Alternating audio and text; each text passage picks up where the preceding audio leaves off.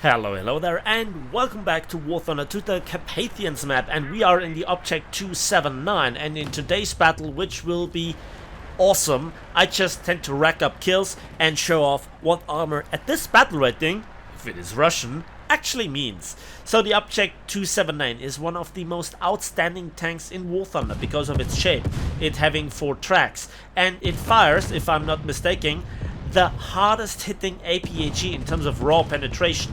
363 millimeters of raw penetration with 1000 meters per second muzzle velocity with a bursting charge of 177 grams.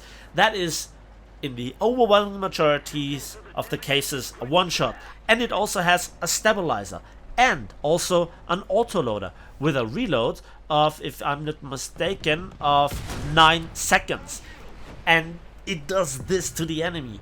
There is just no AP FSDS that doesn't sprawl enough. There is no bounce on a 3mm aluminium side skirt, whatever. It just goes through and it kills. And I love that.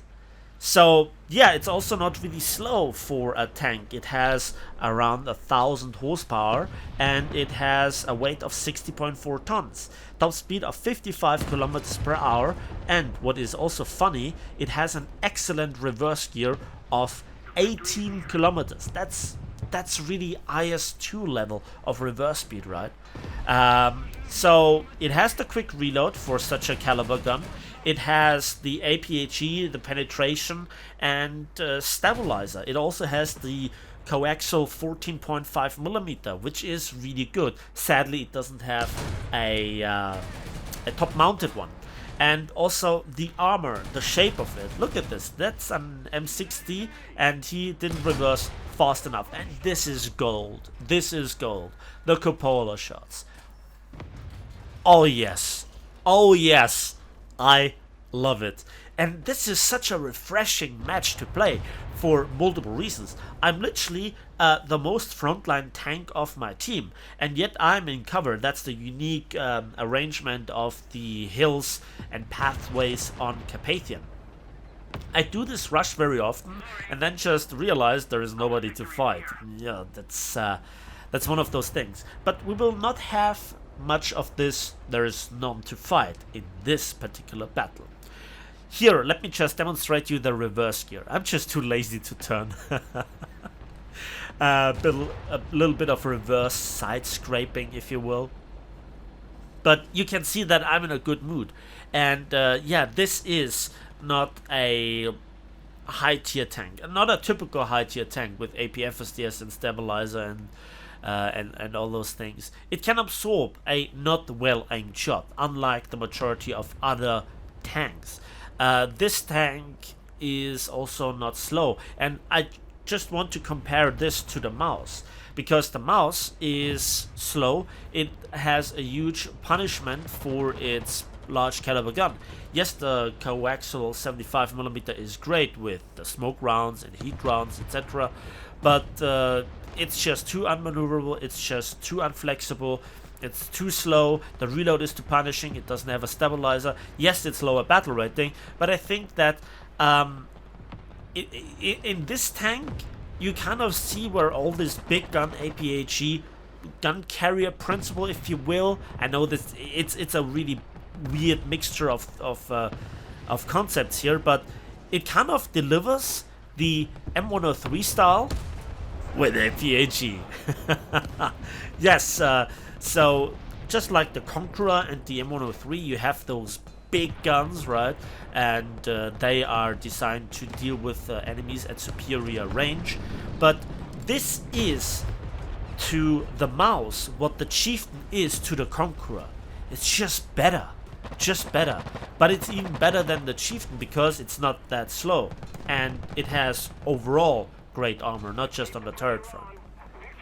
So here it's really tempting, and it's just so good. It's just so good. This never gets old. This is the drug of ground forces for me. This is the addictive part. I got shot here, thought it's a teammate, reversed, and by accident dodged that team killing bomb.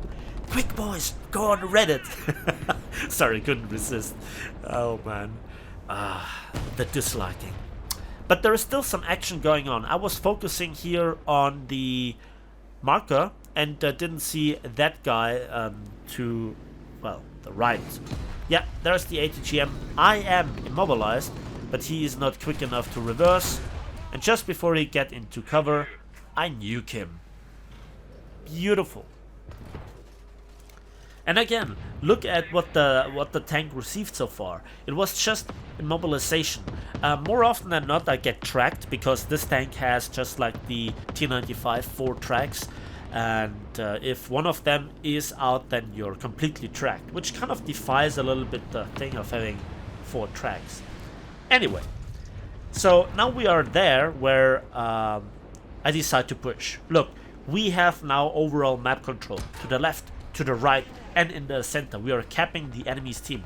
Now it's the cleanup phase. That M103 is showing me the turret, and this time, big mistake. And that is just beautiful. So that's the second M103. Let's see how many more we will encounter.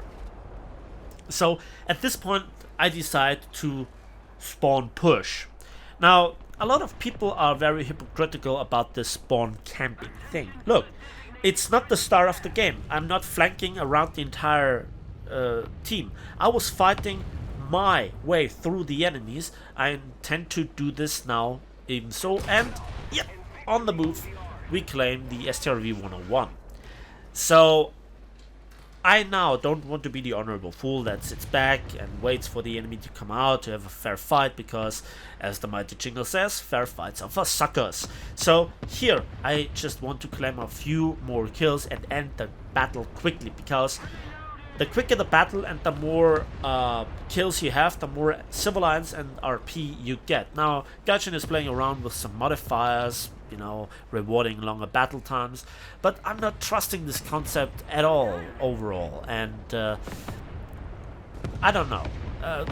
It's the kills that pay bills together with caps, but here is only one cap. So again, the match is over. It's just a cleaning up phase, and I will thoroughly enjoy this. And I now understand why people try to do this at the start of the battle, although I do not agree with that tactic, because it's just scummy. And there is M103 number 3. Beautiful. And there is an SPA. Come on.